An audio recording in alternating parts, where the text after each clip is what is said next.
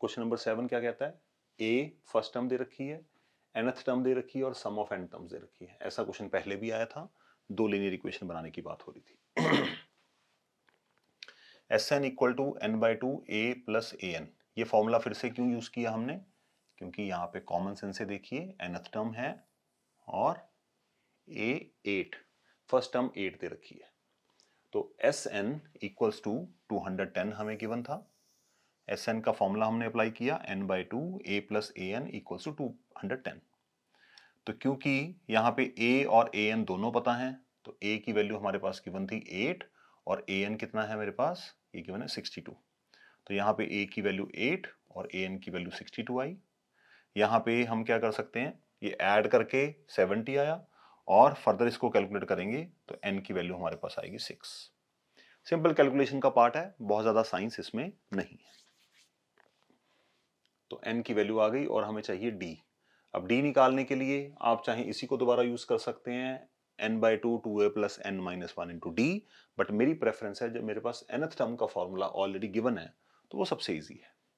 तो a plus n minus 1 into D equal to 62। a की value हमने यहाँ पे रखी 8 जो कि हमें ऑलरेडी गिवन है, n की वैल्यू 6 जो हमने यहाँ से निकाली, तो यहाँ पे बचा गया अकेला d। 8 plus 5d equal to 62, 5d equal to 54 and d comes out to be 54/5।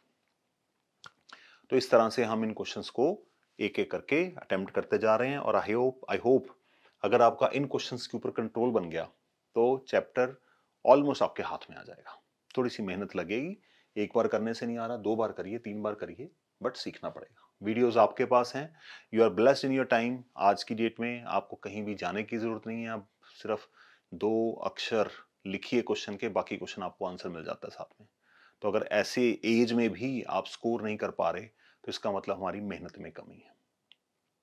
अगर आप एंशिएंट टाइम नहीं बोलूंगा, मतलब रिसेंट टाइम ही ले लीजिए, जब हम लोग छोटे थे 1990 फॉर एग्जांपल 4-5 की बात होगी, तब तो हमारे पास कोई सोर्स ऑफ कम्युनिकेशन ही नहीं था, ना कोई इंटरनेट था, ना कोई गूगल था, ना कुछ भी नहीं था। इनफैक्ट टेलीफोन और मोबाइल तक नहीं थे, टेलीफोन भी हर एक घर में पॉसिबल नहीं होता था। तब भी स्टूडेंट्स जो हैं वो अच्छा परफॉर्म करते थे, तब भी 100% मार्क्स 100% मार्क्स मैथ्स में लेके आते थे।